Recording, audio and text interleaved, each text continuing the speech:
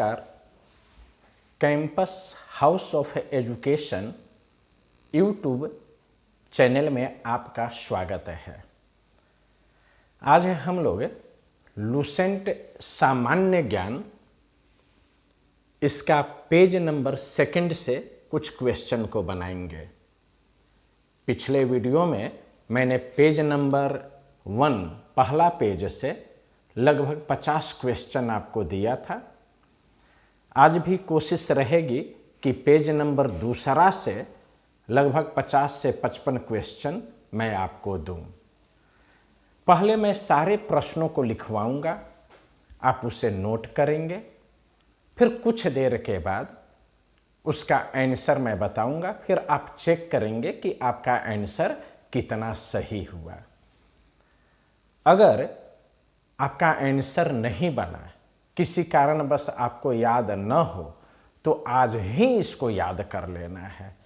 फिर अगले वीडियो में पेज नंबर 3, 4, 5 ऐसे करके लगभग 50 से 60 क्वेश्चन आपको हर पेज से मैं दूंगा।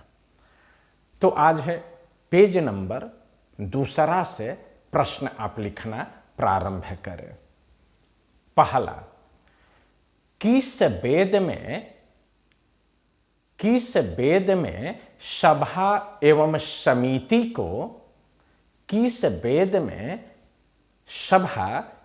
समिति को प्रजापति की 2 पुत्रियां कहा गया है? प्रजापति की 2 पुत्रियां कहा गया है। अगला प्रश्न, साकल शाखा किस वेद से जुड़ी एकमात्र जीवित शाखा है? साकल शाखा किस वेद से जुड़ी एकमात्र जीवित शाखा है? तीसरा प्रश्न, ऐतरेय ब्राह्मण तथा कौशिकेय ब्राह्मण किस वेद का ब्राह्मण ग्रंथ है? ऐतरेय ब्राह्मण तथा कौशिकीय ब्राह्मण किस वेद का ब्राह्मण ग्रंथ है? अगला प्रश्न, तैत्तिरीय ब्राह्मण तथा शतपथ ब्राह्मण ग्रंथ किस वेद का ब्राह्मण ग्रंथ है? अगला प्रश्न, पंचविश ब्राह्मण ग्रंथ किस वेद का ब्राह्मण ग्रंथ है? अगला, गोपथ ब्राह्मण ग्रंथ किस वेद का ब्राह्मण ग्रंथ है? अगला प्रश्न लिखेंगे, किस ब्राह्मण ग्रंथ में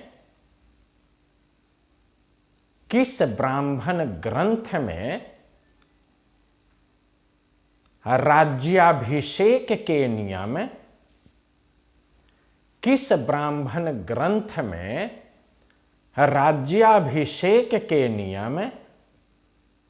एवं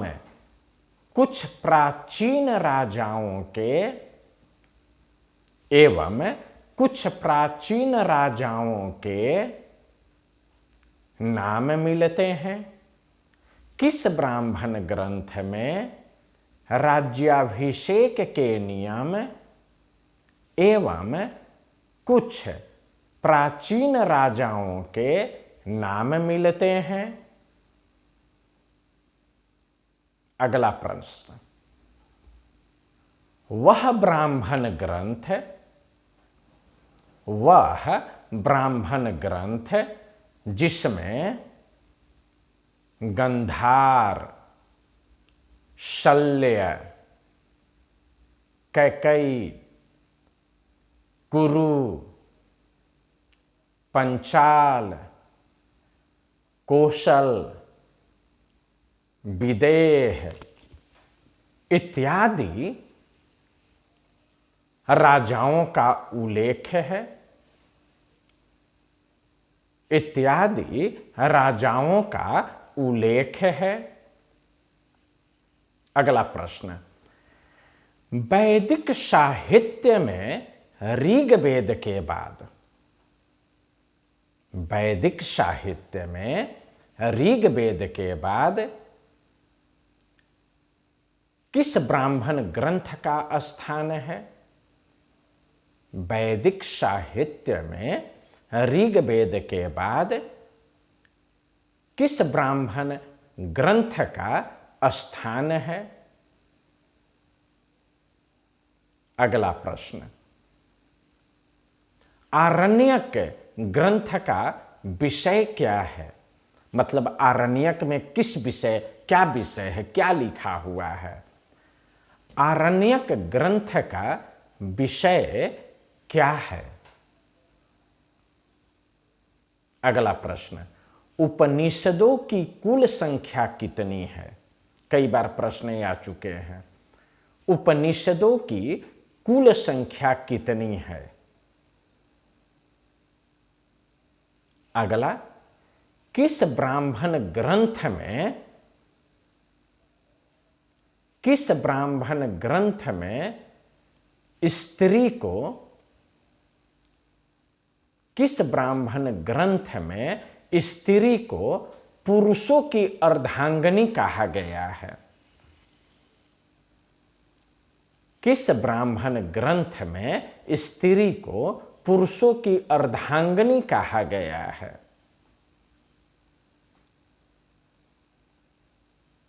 अगला, वह संहिता, वह संहिता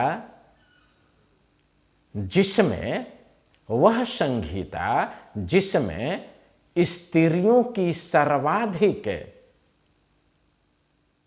स्त्रियों की सर्वाधिक गिरी हुई स्थिति का वर्णन है। मतलब ऐसी कौन सी संहिता है जिसमें स्त्रियों की गिरी हुई अवस्था का वर्णन किया गया है, स्त्रियों को पतित बताया गया, वह कौन सी संहिता है? अगला, चारों आश्रम का उल्लेख किस उपनिषद में है? चारों आश्रम का उल्लेख किस उपनिषद में है? अगला प्रश्न, सबसे प्राचीन और प्रामाणिक स्मृति कौन सा है? सबसे प्राचीन और प्रामाणिक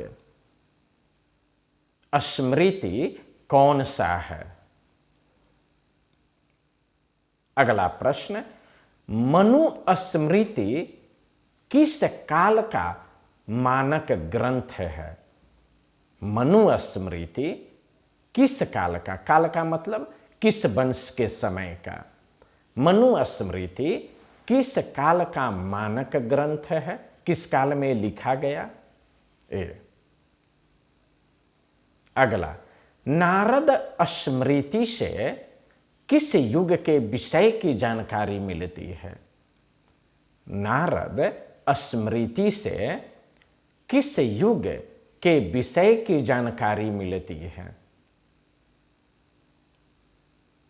अगला प्रश्न, वेदांगों की कुल संख्या कितनी है? वेदांग, वेदांगों की कुल संख्या कितनी है? अगला, वेदांगों के नाम, जितने भी वेदांग है उनका नाम क्या क्या है? वेदांगों के नाम क्या है?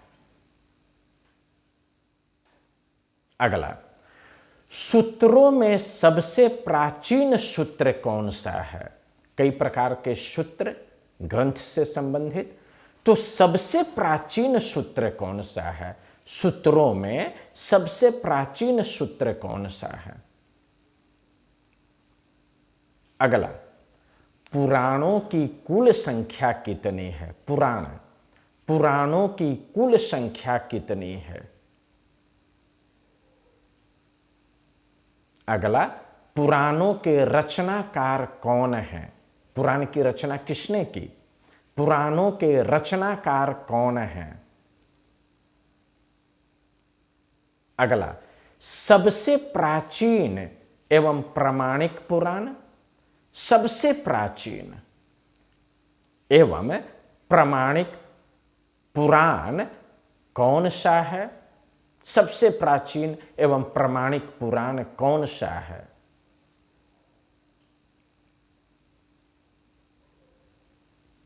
मत्स्य पुराण, जिसको मत्स्य भी कुछ लोग बोलते हैं, मत्स्य पुराण में या मत्स्य पुराण से किस वंश की जानकारी मिलती है?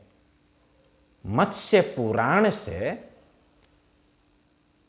किस वंश की जानकारी मिलती है? अगला प्रश्न, विष्णु पुराण से किस वंश की जानकारी मिलती है? विष्णु पुराण से किस वंश की जानकारी मिलती है? अगला, वायु पुराण से वायु पुराण से किस वंश की जानकारी मिलती है? अगला, पुराणों की भाषा क्या है? पुराणों की भाषा क्या है? मतलब पुराण किस भाषा में लिखी गई? पुराणों की भाषा क्या है? अगला, जातक साहित्य किस धर्म से जुड़ा हुआ है? हम लोग जब एग्जाम देते थे ना, उस समय प्रश्न आता था, जातक साहित्य का संबंध किस धर्म से? आपको भी यही बताना है, जातक साहित्य का संबंध किस धर्म से? अगला, गौतम बुद्ध के पूर्व जन्म की कहानी, गौतम बुद्ध के पूर्व जन्म की कहानी, गौतम बुद्ध के पूर्व जन्म की कहानी किस ग्रंथ में मिलती है? अगला, आगम साहित्य का संबंध किस धर्म से? आगम साहित्य का संबंध किस धर्म से? अगला, जैन धर्म का प्रारंभिक इतिहास, जैन धर्म का प्रारंभिक इतिहास किस पुस्तक से पता चलता है? जैन धर्म का प्रारंभिक इतिहास किस पुस्तक से पता चलता है? अगला, अर्थशास्त्र पुस्तक के लेखक कौन? अर्थशास्त्र पुस्तक के लेखक कौन? अगला प्रश्न, अर्थशास्त्र में कुल कितने अधिकरण हैं? अर्थशास्त्र में कुल कितने अधिकरण हैं? मतलब अर्थशास्त्र को कितने अधिकरणों में बांटा गया है? अगला, अर्थशास्त्र में कुल कितने प्रकरण हैं? प्रकरण, अर्थशास्त्र में कुल कितने प्रकरण हैं? प्रकरण। अगला, अर्थशास्त्र के अनुवादक का नाम, इसको ट्रांसलेट किसने किया? अर्थशास्त्र के अनुवादक का नाम। अर्थशास्त्र किस प्रकार का पुस्तक है? मतलब इसका विषय क्या है? अर्थशास्त्र किस प्रकार का पुस्तक है?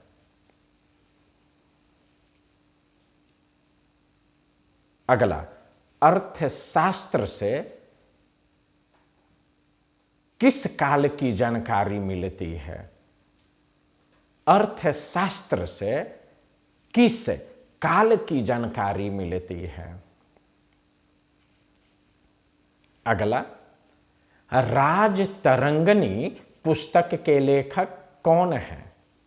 राजतरंगिणी पुस्तक के लेखक कौन है?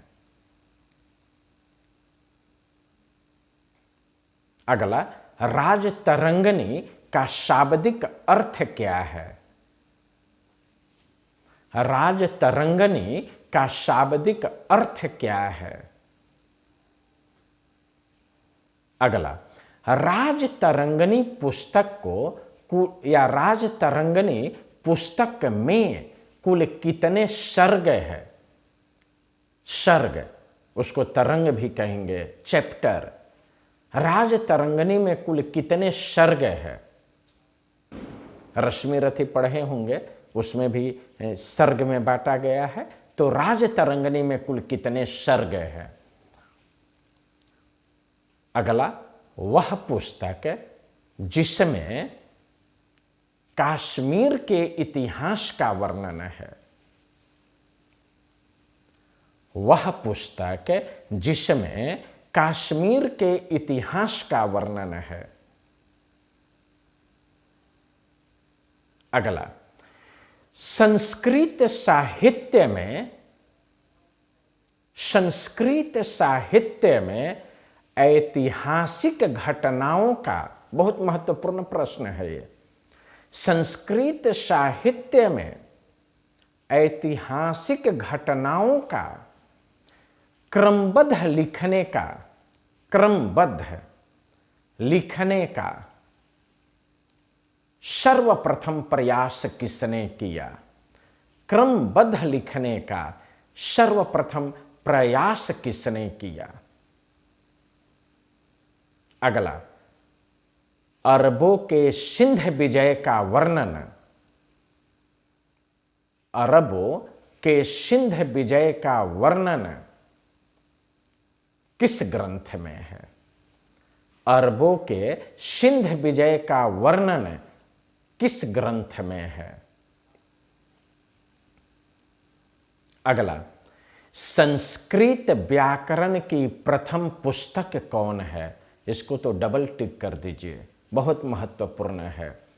संस्कृत व्याकरण की प्रथम पुस्तक कौन है?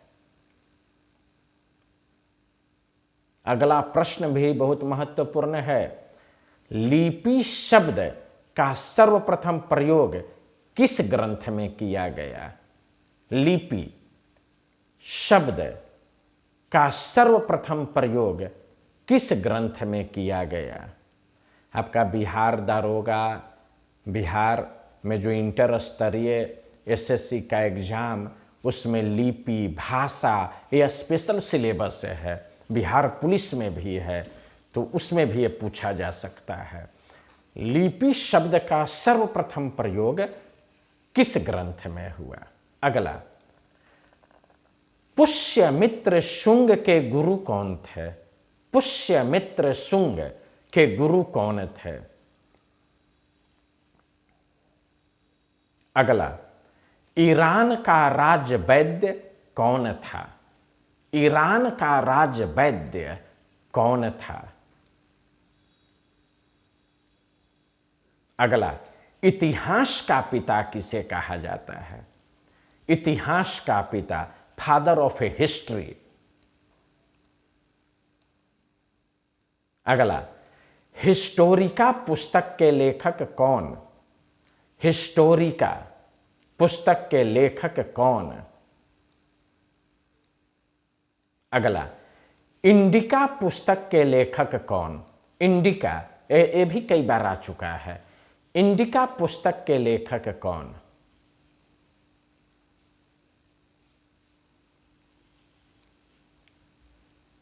सेलुकस निकेटर का वह राजदूत, सेलुकस निकेटर का वह राजदूत जो चंद्रगुप्त मौर्य के दरबार में आया था, जो चंद्रगुप्त मौर्य के दरबार में आया था, नाम बताना है आपको। अगला, सीरिया नरेश अंतियोकस, सीरिया नरेश अंतियोकस का राजदूत जो बिंदुसार के दरबार में आया था।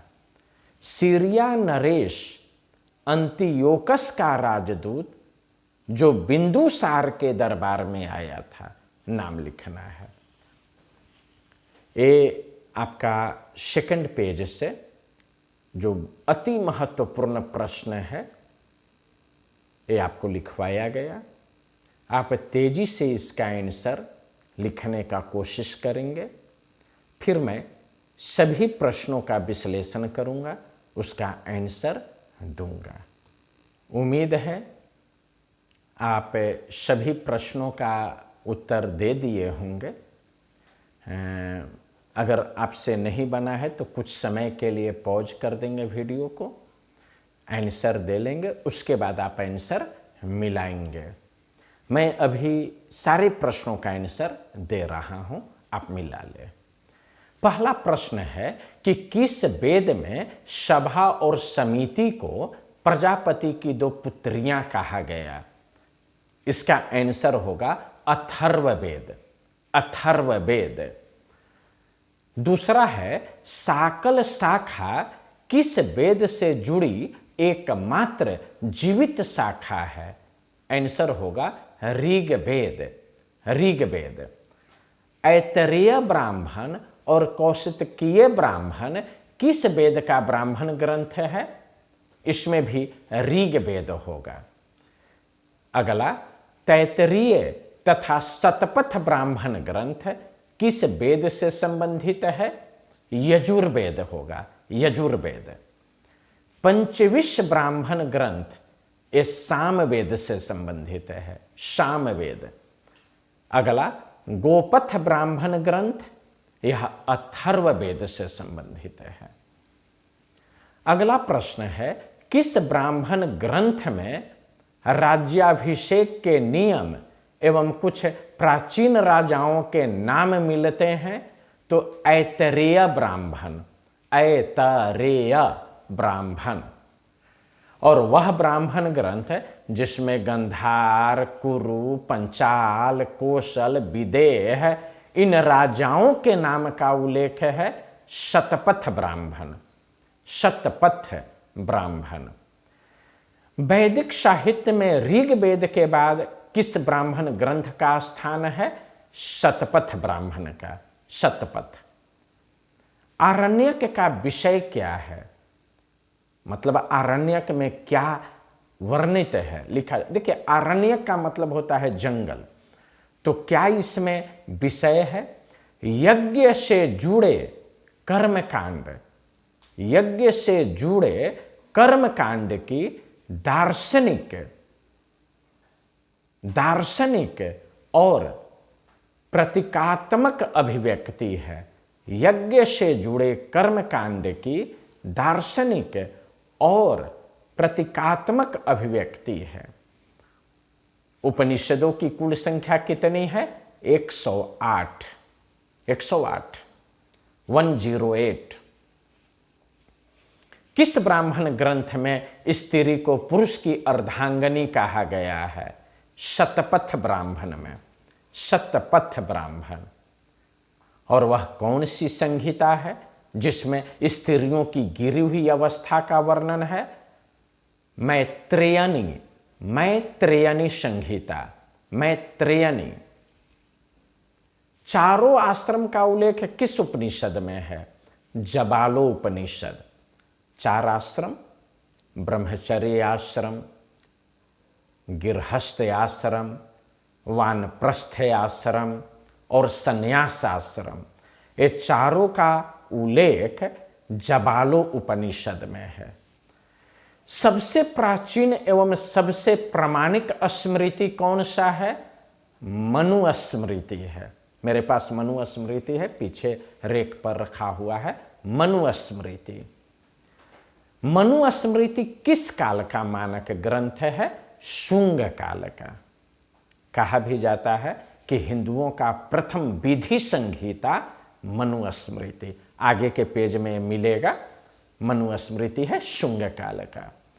नारद स्मृति से किस युग के विषय की जानकारी मिलती है? गुप्त युग की, गुप्त वंश के, गुप्त काल का।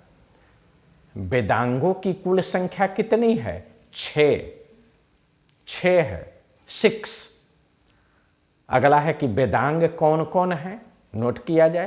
पहला शिक्षा, दूसरा कल्प, तीसरा निरुक्त, चौथा व्याकरण, पांचवा छंद, छठा ज्योतिष।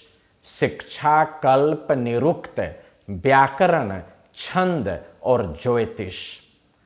सूत्रों में सबसे प्राचीन सूत्र कौन है? गौतम धर्म सूत्र।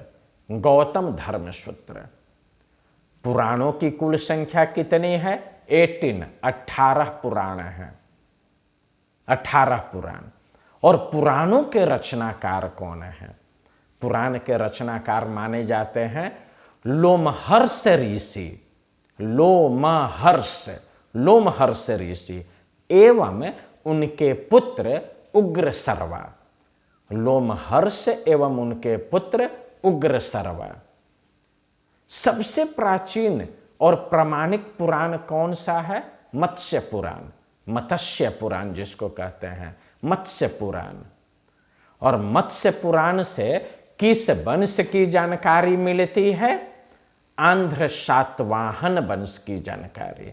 आंध्र सातवाहन वंश। विष्णु पुराण से किस वंश की जानकारी मिलती है? मौर्य वंश की। और वायु पुराण से गुप्त वंश की। वायु पुराण से गुप्त वंश। आंसर। पुराणों की भाषा संस्कृत। जातक साहित्य किस धर्म से संबंधित? बौद्ध धर्म से, गौतम बुद्ध से संबंधित है। अगला प्रश्न में और स्पष्ट होगा। गौतम बुद्ध के पूर्व जन्म की कहानी किसमें मिलती है? जातक कथा में मिलती है।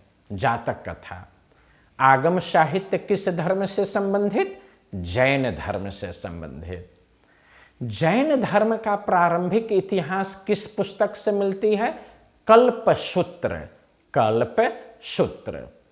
अर्थशास्त्र के लेखक कौन? कौटिल्य। कहीं कहीं चाणक्य देता है, कहीं कहीं विष्णुगुप्त देता है, तीनों होगा। कौटिल्य, चाणक्य, विष्णुगुप्त। एक पुस्तक है मुद्रा राक्षस। मुद्रा राक्षस के लेखक हैं विशाखदत्त। मुद्रा राक्षस में ही पहली बार ये बात आया है कि चाणक्य, कौटिल्य और विष्णुगुप्त ये तीनों नाम एक ही व्यक्ति का है। आप बोलते हैं ना कि चाणक्य को ही कौटिल्य और विष्णुगुप्त कहते हैं। ये कैसे आपको पता चला? कहाँ से पता चला? तो मुद्रा राक्षस में आया है, जो विशाखदत्त द्वारा कृत है कि तीनों एक ही व्यक्ति है। अर्थशास्त्र में कुल कितने अधिकरण हैं? 15। और अर्थशास्त्र में कुल कितने प्रकरण हैं? 180। 180। अर्थशास्त्र के अनुवादक श्याम शास्त्री है। अर्थशास्त्र किस प्रकार का पुस्तक है? राजनीतिक, पॉलिटिकल पुस्तक है। और संभवतः विश्व का यह प्रथम राजनीतिक पुस्तक है। अर्थशास्त्र से किस वंश के बारे में मिलता है, किस समय की जानकारी मिलता है? तो इसमें मौर्यकालीन इतिहास का पता चलता है। मौर्यकालीन इतिहास। राजतरंगिणी पुस्तक के लेखक कलहन।